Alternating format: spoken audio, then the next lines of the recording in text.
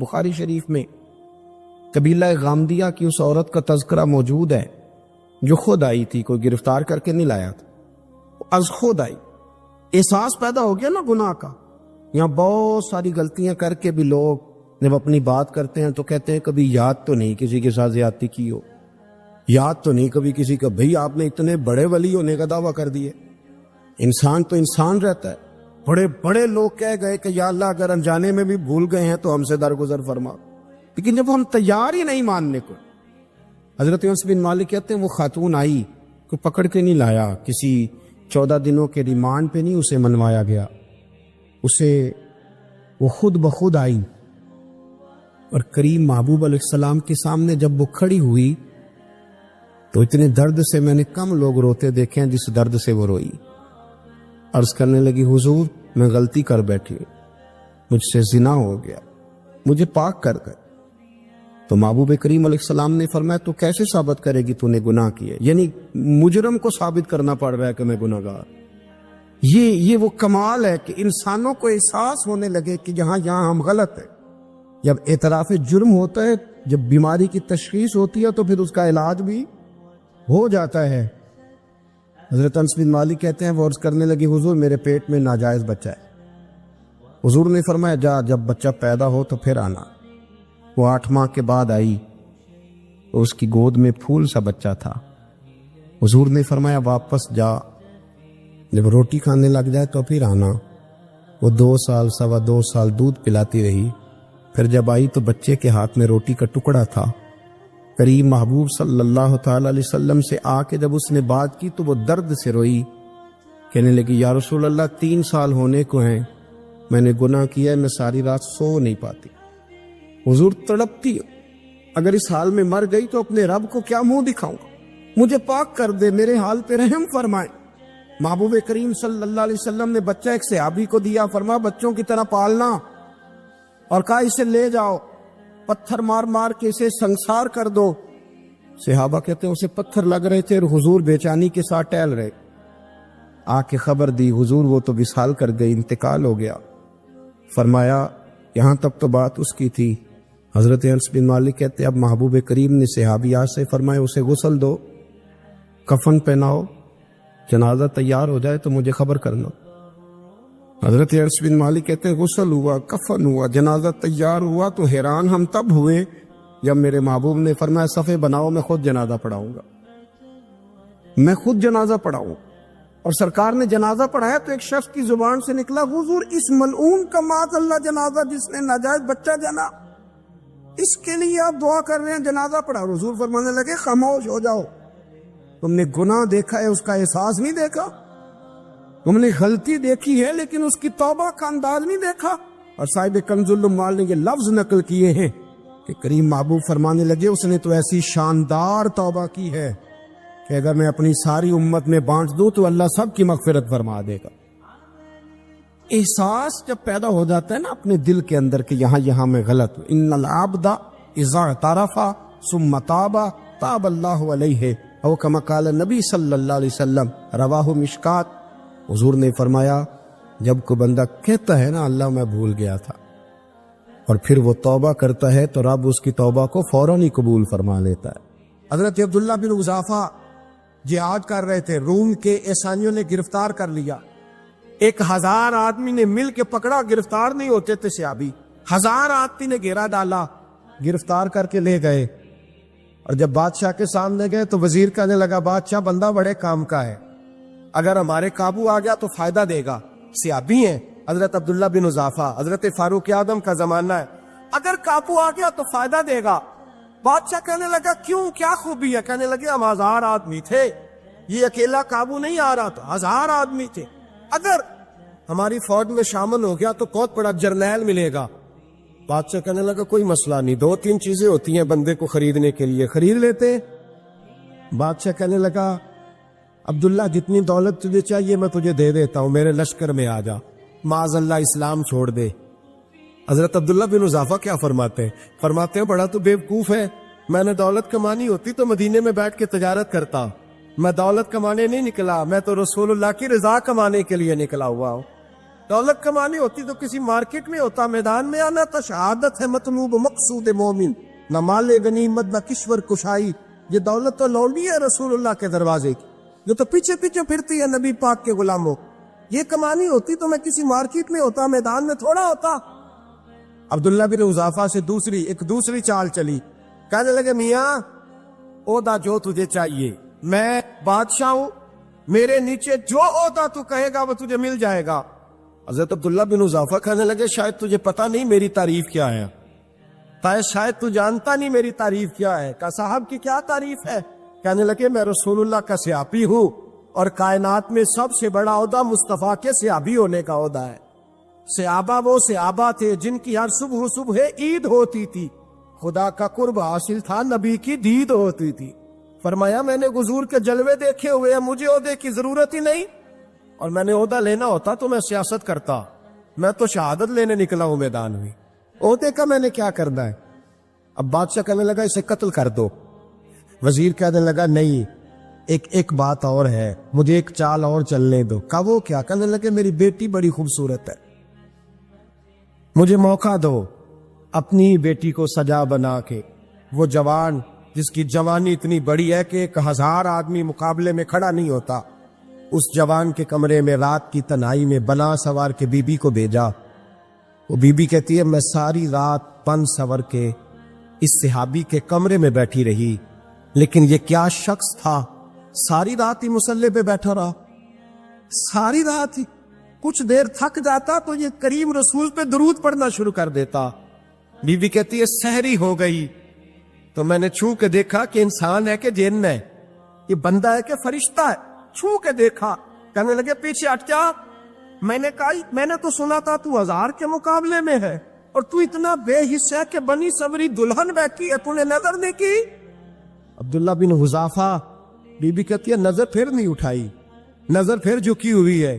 کہنے لگے be be میں مجبور ہوں، اب میرے اوپر کوئی حسن نہیں چلتا، میں نے جلوائے بددہا کا دیدار کیا ہوا ہے، اب میری نگاہوں میں جچتا نہیں کوئی، اس لیے کہ جیسے میرے سرکار ہے ایسا نہیں کوئی، کبھی بھی اب نہیں کسی کا میرے اوپر جادو چلتا۔ میں نے مصطفیٰ کو، اور کہا ذرا پیچھے ہٹ کے بیٹھ، مجھے میرے رسول نے غیر محرم سے بچنے کا حکم دیا ہے، ذرا پیچھے ہٹ کے بیٹھ۔ سحری کا وقت تھا تو بی بی کہتی ہے اس نوجوان کے جملے میرا سینہ چیر گئے، کلیجہ پھٹ گیا، چیخ نکلی، میں کفر کے عالم میں روئی۔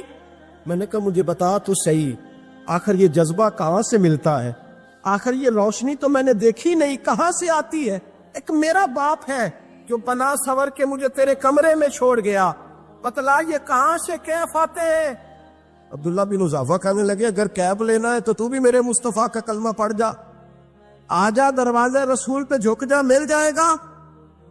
سویرے دروازے پہ باپ آیا بیٹی سے رزلٹ لینے، دروازہ کھولا تو بیٹی نقاب پہنے باہر آئی۔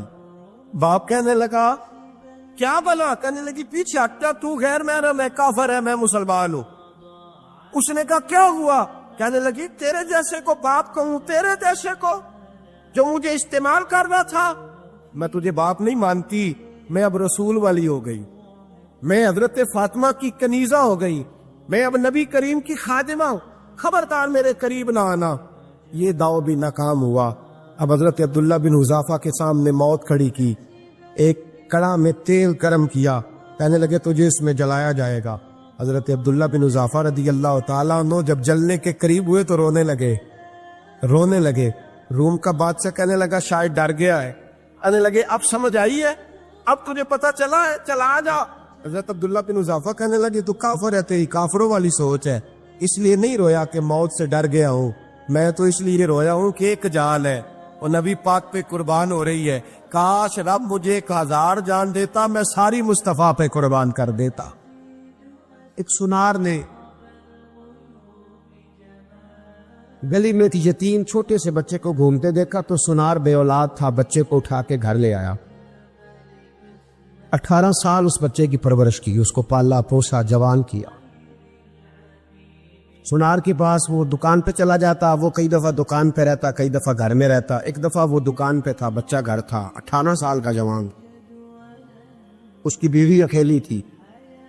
وہ جس نے ماں بن کے پالا تھا اس نے اسی پہ حملہ کر دیا، اس کا بازو بری نیت سے تھاما، بیوی چیخی، تھوڑی دیر گزری تو وہ نوجوان پیروں میں بیٹھ گیا، کہنے لگا اماں پتہ نہیں مجھے کیا ہوا۔ شام کو سنار آیا، بیوی چیخنے لگی، چلانے لگی، کہنے لگی آج عجیب بات ہوئی، جس کو میں نے جگر کا خون دے دے کے پالا اسی نے گندی نظر ڈالی۔ سنار میں بے حیرت ہے، بیوی کا خیال تھا کہ لات اٹھائے گا، ڈنڈا اٹھائے گا، نوجوان کو مارے گا، لیکن وہ رونے لگ گیا۔ اس نے کہا آج اس نے میرا بازو تھاما ہے، جانے کیا کیا ہے، پریشان ہونے لگ گیا، سجدے میں گر گیا، کہا تو بتاتا کیوں نہیں؟ تو وہ سنار کہنے لگا اس کی غلطی نہیں، 18 سال کے بعد آج مجھ پر بھی شیطان سوار ہوا تھا۔ ایک عورت آئی تھی، وہ اپنے بازوؤں میں چوڑیاں پہننا چاہتی تھی تو میں نے بھی گندی نظر سے ہاتھ ڈالا تھا، رب کریم نے مجھے فوراً اس کی سزا دی۔ جن کے گھروں میں بیٹیاں ہوتی ہیں ان کی نظریں گندی نہیں ہوتی، جو بیٹیوں کے باپ ہوتے ہیں، جو بہنوں کے بھائی ہوتے ہیں، ان کی نظریں گندی۔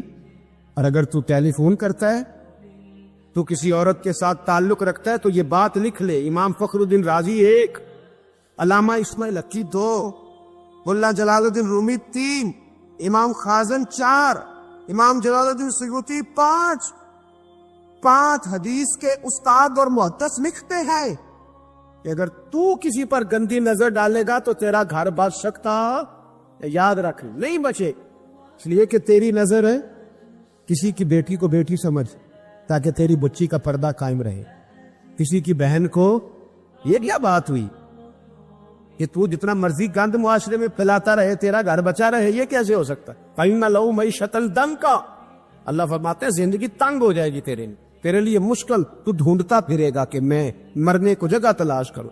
سچی توبہ کرے، کھری توبہ۔ یہ گناہ انسان کو مجبور کر دیتے۔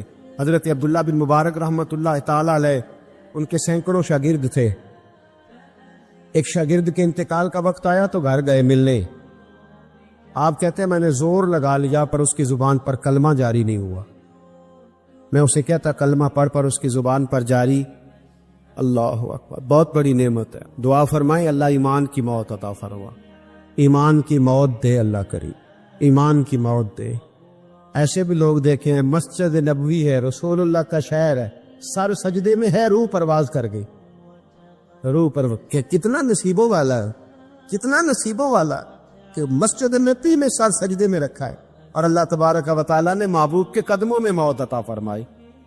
حضرت عبداللہ بن مبارک کہتے ہیں میں نے اس کو کہا کلمہ پڑھ کے اس کی زبان پہ جاری نہیں ہوتا، میں بار بار کہتا تو وہ منت کرتا، کہتا حضور میں کوشش کرتا ہوں جاری نہیں ہوتا۔ فرماتے میں پریشان ہو کے اٹھا، ابھی میں دروازے پہ پہنچا تھا، اس نے چیخ ماری اور روح پرواز کر گئی، بچے رونے لگے، بیوی رونے لگی، تو میں نے اس کی بیوی سے کہا کہ یہ جرم کیا کرتا تھا، اتنا بڑا پاپی پہ کلمہ جاری نہیں ہوا۔ اس کی زوجہ کہنے لگی حضرت جی 2 گناہ تھے اس کے، ایک تو یہ شراب کا عادی تھا، روکتی تھی باز نہیں آتا تھا، اور دوسری بات یہ کہ یہ اپنی اماں کا نافرمان تھا، وہ 2 گلیاں چھوڑ کے رہتی ہے، یہ کبھی ملنے نہیں گیا تھا، اس بوڑھی کا کلیجہ اس کی طرف سے بڑی تکلیف میں تھا۔ تو حضرت عبداللہ بن مبارک کہنے لگے جا تو بھی دعا کر، اس کی ماں کو بھی کہہ دعا کرے کہ یہاں تو یہ کلمہ نہیں اسے نصیب ہوا، اللہ کرے اللہ آخرت کی منزلیں اس کی بہتر فرما دے۔ حضور صلی اللہ علیہ وسلم کے پاس ایک مہمان آ گئے رات کے وقت میں، جب وہ آئے تو حضور نے پوچھا کھانا کھانا ہے؟ تم نے کہا کھانا ہے۔ جھوٹ اور بھوک کو جمع کرنا منع ہے، کہا جی کھانا ہے۔ تو حضور صلی اللہ علیہ وسلم نے فرمایا ازواج مطہرات کے گھروں میں پتہ کرو کچھ ہے۔ حضرت ام سلمہ کے گھر میں پتہ کیا تو کہا یا رسول اللہ 4 دن سے روٹی نہیں پکی۔ حضرت زینب سے پوچھا تو کہا حضور کئی دن سے چولہا ہی نہیں جلایا۔ حضرت عائشہ صدیقہ، حضرت میمونہ، حضرت سودا، تمام گھروں سے بظاہر یہ 2 جہاں کے شاہ ہیں پر پاس کچھ رکھتے نہیں، 2 جہاں کی نعمتیں ہیں ان کے خالی ہاتھ میں، ہر چیز ہے پر فقر اختیاری ہے، کوئی شے نہ ملی۔ نبی پاک صلی اللہ علیہ وسلم نے مسجد میں اعلان کیا، فرمایا کون ہے جو میرے مہمان کو روٹی کھلائے؟ ان لفظوں کا حسن کوئی حسن والا ہی سمجھ سکتا ہے، فرمایا کون ہے جو میرے مہمان کو کھانا کھلائے؟ تو ایک صحابی لے گئے اور اٹھے، وہ صحابی جو صحابہ میں غریب تھے، ایک انصاری جو غریب آدمی تھے، بہت زیادہ امیر آدمی اللہ کی راہ میں خرچ نہیں کر پاتا، اس کے لیے مشکل ہو جاتا ہے۔ اس کے لیے بہت امیر آدمی جو ہوتا ہے نا، وہ جتنا زیادہ امیر ہوتا ہے نا اتنی دیوار اس کے گرد کھڑی ہو جاتی ہے پیسوں کی، مشکل ہو جاتا ہے اس کے لیے۔ غریب آدمی کھڑے ہوئے، اگرچہ میرے محبوب کے غلاموں میں جو بڑے امیر تھے وہ بھی خرچ کرنے میں بڑے آگے تھے، حضرت عثمان غنی رضی اللہ تعالیٰ عنہ، حضرت عبد الرحمن ابن عوف، حضرت ابو بکر صدیق رضی اللہ۔ لیکن یہ غریب آدمی کا حضور میں لے جاؤں گا، میں لے کے جاؤں، اور یہ بخاری مسلم ہے، حضور نے فرمایا لے جاؤ۔ وہ اب سے آپ بھی گھر لے گئے اور بیوی سے مشورہ کیا، بات پہ غور کرنا، ہر چیز کی بھوک دیکھی جا سکتی ہے، بچوں کی نہیں دیکھی جا سکتی۔ وہ انصاری حضور کے مہمان کو گھر لے گئے، جا کے بیوی سے مشورہ کیا، کہا بھلی مانس گھر میں کچھ ہے؟ تو اس نے کہا تھوڑا سا بچوں کے لیے کھانا رکھا ہے، بچوں کے لیے۔ بچے تو بزدل کر دیتے ہیں، بچے تو آدمی کو بزدل کر دیتے ہیں، بچے تو مار دیتے ہیں، کلیجہ پھٹ جاتا ہے بچہ بھوکا ہو تو، نیند نہیں آتی۔ اب صحابی اپنی بیوی سے کیا کہتے ہیں؟ کہتے ہیں بچوں کو بہلا کے سلا دے، اور رسول اللہ کے لیے نہیں، رسول اللہ کے مہمان کے لیے، بھائی نبی پاک کے لیے نہیں، حضور کے تجھ سے در در سے سگ اور سگ سے ہے مجھ کو نسبت، میری گردن میں بھی ہے دور کا پٹکا تیرا، تجھ سے در در سے سگ سگ سے ہے مجھ کو نسبت۔ لمبی بات ہے کہ بچوں کو سلا دو۔ بی بی نے بچوں کو سلا دیا تو میاں بیوی کا مشورہ ہوا کہ مہمان کے ساتھ بیٹھ کے روٹی کھانا بھی سنت ہے۔ تو اب مہمان کے ساتھ بیٹھ کے کھانا بھی ہے تو کھانا ہے ایک دو آدمی کا۔ اب خاوند اپنی بیوی کو تیار کرتا ہے کہ میں بھی کھانے پہ بیٹھ جاؤں گا، تو بھی بیٹھ جانا، اور جب مہمان کھانے میں ہاتھ ڈال لے تو اٹھنا، کہنا او ہو دیا تو صحیح کیا ہی نہیں، ابھی بجھ جائے گا، اور جا کے دیا بجھا دینا۔ ہم ہاتھ ہلاتے رہیں گے، مہمان روٹی کھاتا رہے گا۔ اور یار اس درد کو، اس کیف کو سمجھو، گھر میں بچے بھی بھوکے، بچوں کی ماں بھی بھوکی، بچوں کا باپ بھی بھوکا، دسترخوان پہ روٹی لگ گئی، روٹیاں چون ڈالی، بی بی اٹھی کہنے لگی او ہو چراغ تو صحیح کیا ہی نہیں، یہ تو بجھ جائے گا۔ حوصلے مند بی بی جس نے بچے بھوکے سلا دیے، وہ بھوکے سوئے ہوئے بچوں کی بھوکی اماں اٹھی اور اپنے خاوند کی تابے داری میں اٹھی، میں گڈی تے ہتھ ڈور سجن دے، وہ جنج رکھے اونج رہنا ہے، اٹھی اور اس نے نہ دیا ٹھیک کرنے کے بہانے بجھا دیا۔ مہمان روٹی کھاتا رہا اور رسول اللہ کے نوکر قربانی دیتے رہے، وہ روٹی کھا کے سیر ہو کے بستر بچھایا تو سو گیا۔ یہ میاں بیوی ساری رات بچوں کی طرف دیکھتے رہے اور غور کرتے رہے اور راضی رہے کہ ہم نے حضور کا فریضہ نبھایا ہے۔ قربان جاؤں محبوب پہ، بے خبر ہو جو غلاموں سے وہ آقا کیا ہے۔ وہ صحابہ وہ اگر قربانیاں دیتے تھے تو جو اعزاز ملتا تھا وہ بھی بڑا شان والا ہے۔ صحابی کہتے ہیں میں فجر کی نماز پڑھنے مسجد آیا، پہلا قدم رکھا تو میرے کریم بولے، حضور نے فرمایا رات جو تو نے اور تیری بیوی نے عمل کیا ہے خدا کو بھی بڑا پسند آیا ہے، محمد مصطفیٰ کو بھی بڑا پسند ہے۔ اور پھر ایک لفظ اور ہے حدیث میں، ایک روایت میں کچھ جملے اور بھی ہیں۔ حضور نے فرمایا جب تو اور تیری بیوی رات مہمان کے ساتھ احسار کر رہے تھے نا تو عرش کا مالک تمہیں مسکرا کے دیکھ رہا تھا، رب تمہیں دیکھ کے مسکرا رہا تھا، رب تمہیں دیکھ کے مسکرا، تر دامنی پہ شیخ ہماری نہ جائیے، ہم دامن نچوڑ دیں تو فرشتے وضو کریں۔ فرمایا وہ مسکرا رہا تھا کہ میرے بندے میرے رسول کی رضا کے لیے کیا کر رہے ہیں۔ اور صاحب دیکھو، نبی پاک کے لیے نہیں، خاندان کے لیے نہیں، خاندان نبوت کے لیے نہیں، حضور کے نہ سمجھے یار، اس پہلو کو سمجھے۔ نبی پاک کے بریلی کے امام بول پڑے، فرمانے لگے تجھ سے در سے سگ سے ہے مجھ کو نسبت، تجھ سے در سے ساگ کتے کو کہتے ہیں فارسی میں۔ فرماتے محبوب تیرا دروازہ اور دروازے پہ کتا، اور کتے کے پاس میں بیٹھا ہوں، چلو کتے کے پاس تو بیٹھا ہوں نا، میری گردن میں بھی کوئی تو پٹکا آیا ہی ہے نا۔ تجھ سے در سے سگ اور سگ سے ہے مجھ کو نسبت، چلو میری گردن میں بھی ہے دور کا پٹکا تیرا۔ قرآن مجید بول اٹھا، رب کریم نے فرمایا حبیب یہ تیرے غلام وہ ہیں کہ وَيُقْصِرُونَ عَلَىٰ أَنفُسِهِمْ وَلَوْ كَانَ بِهِمْ خَصَاصَةٌ، فرمایا ان کا حال یہ ہے کہ جس چیز کی شدید حاجت ہوتی ہے وہ بھی اپنے بھائیوں پہ قربان کر دیتے، وہ دے دیتے ہیں تیرے نام پہ، جب مکے والے مدینے آئے انصار مدینہ تو میرے مصطفیٰ کریم نے فرمایا نہ تمہاری نسلیں ایک ہیں نہ قبیلے ایک ہیں، لیکن تمہارا نبی ایک ہے، تمہارا رسول ایک، خدا ایک، کتاب ایک، تمہارا میری وجہ سے رشتہ ہے، چلو اپنے بھائیوں کے ساتھ احسار کرو، چلو احسار کرو۔ اگر کسی کے 2 مکان تھے تو اس نے ایک اس کو دے دیا جو مکے سے آیا تھا، 2 باغ تھے تو ایک دے دیا، کسی کے پاس ایک تھا تو آدھا بانٹ کے دے دیا، ہر چیز تقسیم کر دی۔ حالات بدل جاتے ہیں، حالات بدل جاتے ہیں۔ تلک الایام نداولها بین الناس، اللہ لوگوں کے درمیان دن بدل دیتا ہے، حالات بدل گئے۔ بڑا مال غنیمت آیا، بنو نذیر کا علاقہ فتح ہوا تو میرے رسول پاک صلی اللہ تعالی علیہ وسلم نے انصار مدینہ کو اکٹھا کیا، فرمایا بھئی مال اب بڑا آ گیا ہے۔ 2 باتیں، یہاں تو اس طرح کرتے ہیں کہ میں ان کو کہتا ہوں جو مکے سے آئے تھے کہ جتنی تمہاری جائیدادیں باغ انہوں نے لیے ہیں واپس کر دیتے ہیں تمہیں، اور جو مال آیا ہے وہ بھی تم میں سے آدھا آدھا دونوں کے درمیان بانٹ دیتے ہیں، یا جیسے تمہارا دل چاہے تمہارے مال بھی واپس کرتے ہیں، اور جو وہاں سے مال آیا وہ تمہارے بیچ بانٹ دیتے ہیں، یا اگر تم کہو تو یہ مال ان کو دے دیتے ہیں مہاجرین کو، تمہیں تمہارے مال واپس مل جاتے۔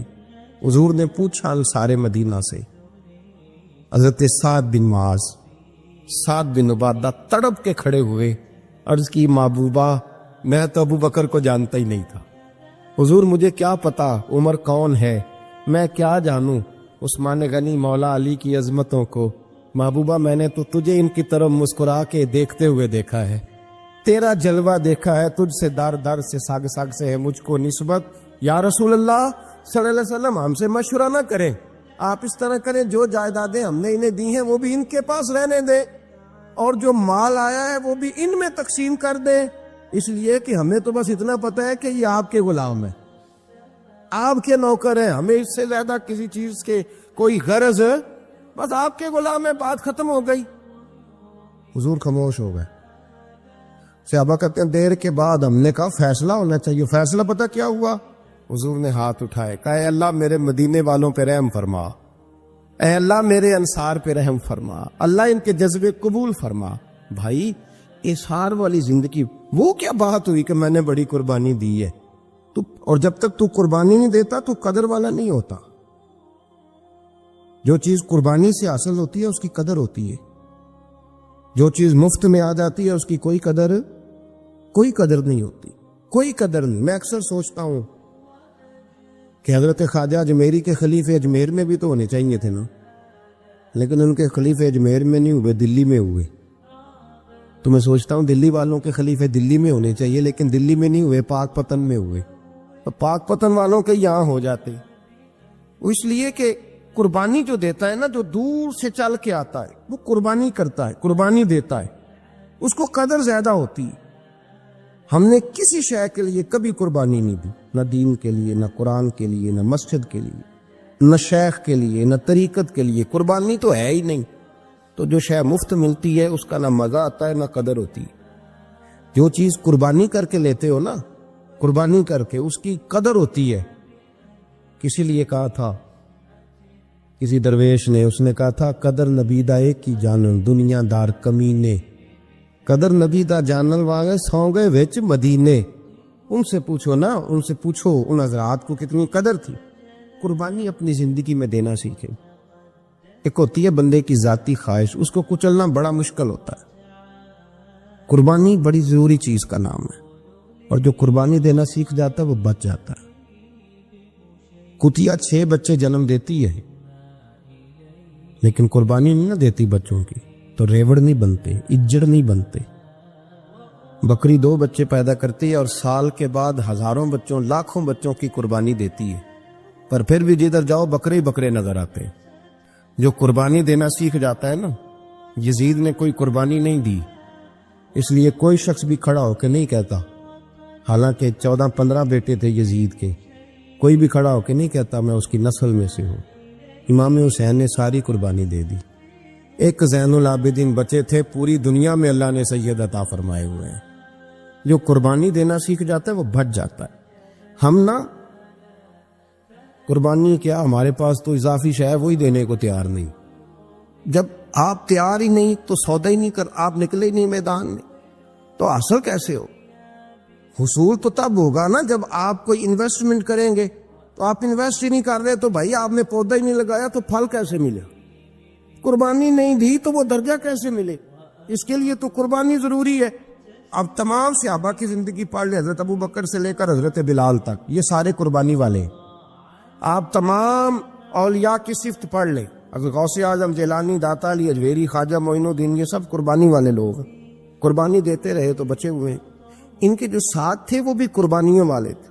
قربانی حصہ ہے طریقت کا، قربانی ضروری ہے. اور ہمارے صوفیاء تو کہتے ہیں جس شخص نے تصوف میں آ کے قربانی نہیں دی. بزرگوں کے پاس ایک شخص آیا، غالباً خواجہ نظام الدین محبوب الہی کی بات ہے، میرے ذہن میں نام پورا نہیں سما رہا. تو ایک مرید نے آ کے کہا حضور زکوٰۃ کتنی دینی ہے؟ فرمایا 2.5%. تھوڑی دیر کے بعد حضرت نصیر الدین چراغ دہلوی آ گئے، کہا حضور اللہ کے رستے میں کتنے دینے ہیں؟ فرمایا 50%. ایک ساتھی قریب بیٹھا تھا، اس نے کہا پہلے کے لیے 2.5% کا فتویٰ تھا، اس کو کہہ دیا آدھے دے دے. چند منٹ گزرے تو حضرت امیر خسرو بھی آ گئے، کہا حضور زکوٰۃ کتنی دینی ہے؟ فرمایا جو ہے سارا ہی لے آ، تیری 100% ہے. تو وہ ساتھی جو قریب بیٹھے تھے اس نے کہا بابا فتوے علیحدہ علیحدہ ہیں. فرمایا فتویٰ ایک ہی ہے، بندے علیحدہ علیحدہ ہیں. فتویٰ ایک ہی ہے، مجھے پتا ہے کون کتنے دے سکتا ہے. وہ جس کو میں نے 2.5% کہا ہے وہ بھی جا کے حساب کتاب کرے گا، اس نے 2.5 بھی پورا نہیں دینا. اور فرمایا جس امیر خسرو کو میں نے کہا نا سارا لے آ، اس کا دل کرے گا میں اپنا مکان بھی توڑ کے لے آؤں. میں نے فتویٰ ایک ہے، بندہ دیکھ کے بات کی ہے. بھائی قربانی نہیں ہے، اظہار ہی نہیں ہے، جذبہ ہی نہیں ہے، ہمارا مزاج ہی نہیں ہے. لیکن نا یہ اب ایک تو شریعت کی قربانی ہے نا یہ، تو اس پہ بھی لوگ بڑا سوچیں گے، اس پہ بھی لوگ بڑا سوچیں گے. فتوے پوچھتے پھریں گے کہ جی میرے اوپر تو ابھی میں نے تو 15,500 قرضہ دینا، دوں کہ نہ دوں، کون سی دوں؟ فتوے پوچھیں گے. دینے کی دفعہ فتوے پوچھیں گے اور لینے کی دفعہ چھٹی، جو آتا ہے آنے دو. کبھی لینے کی دفعہ بھی فتویٰ پوچھنا صاحب کہ یہ مجھے اتنا مال آ رہا لے لوں کہ نہ لوں. وہ لے لیا، قابو کر لیا. جب دینے کی باری آئی تو فتویٰ احصار کرے. اور احصار صفت ہے مسلمان کی، یہ احصار کرنے لگتا ہے تو بچنے لگ جاتا ہے، اس کا فائدہ ہونے لگ جاتا ہے. قربانی دینے لگ جاتا ہے تو بچ جاتا ہے.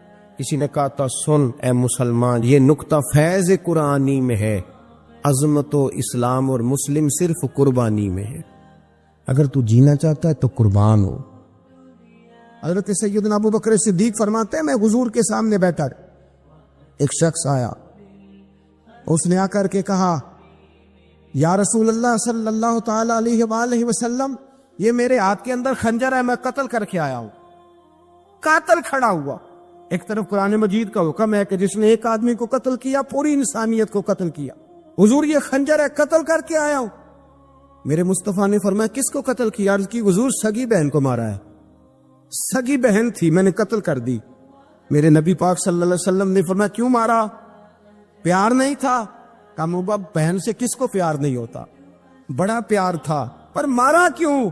تو صحابی رونے لگے، کہنے لگے محبوبہ میں بڑا پیار کرتا تھا، پر وہ کافرہ تھی، مشرکہ تھی، بڑا پیار کرتا تھا. جب بھی اس کے پاس جاتا وہ آپ کے بارے میں بات چھیڑ دیتی. میں اس کو کہتا سارا کچھ کر لے، میرے نبی کے بارے میں بات میں کر دوں، میں ہر شے سہ لیتا، پر مصطفیٰ کریم کی ذات کے بارے میں کوئی بات برداشت کرنے کی طاقت نہیں رکھتا. یہ والا جملہ نہ کہنا. میں اس کو روکتا، منع کرتا، وہ باز نہ آتی. کہتے ہیں آج اس نے اتنی سخت بات کی کہ میں اس کا گلا کاٹ آیا ہوں، قتل کر دیا ہے. حضور میرے لیے حکم کیا ہے؟ تو نبی پاک نے فرمایا جا، تیرے اوپر کوئی سزا نہیں، تو نے جو کیا ہے اچھا ہی کیا ہے، یہ اچھا کر ڈالا ہے جو تو نے کیا ہے. ایک صحابی نابینا تھے، آنکھوں سے نظر نہیں آتا تھا، رشتہ کوئی نہیں دیتا تھا، معذور آدمی تھے. نکاح ہوا، شادی ہوئی، 2 بیٹے دیے اللہ، گھر بس گیا، بیوی کپڑے دھو کے دیتی، خدمت کرتی، روٹی پکا کے دیتی، بچے بڑے حسین تھے. اور وہ صحابی خود فرماتے ہیں، نابینا صحابی کہتے ہیں موتیوں کی طرح کے میرے بچے، جو بھی آتا آ کے کہتا تیرے موتیوں کی طرح کے لال ہیں. لیکن آپ فرماتے ہیں ایک صبح اعلان ہو گیا، مدینے میں شور ہو گیا، کچھ نابینا صحابی کی بیوی قتل ہو گئی، کسی نے خنجر کے دبایا، مر گئی ہے. کہتے ہیں اس کے لواحقین اکٹھے ہوئے، در رسالت امام پہ آئے، آگے کہنے لگے حضور ہمارا قاتل ڈھونڈ کے دیں، ہماری بیٹی کو کس نے مارا؟ میرے رسول پاک نے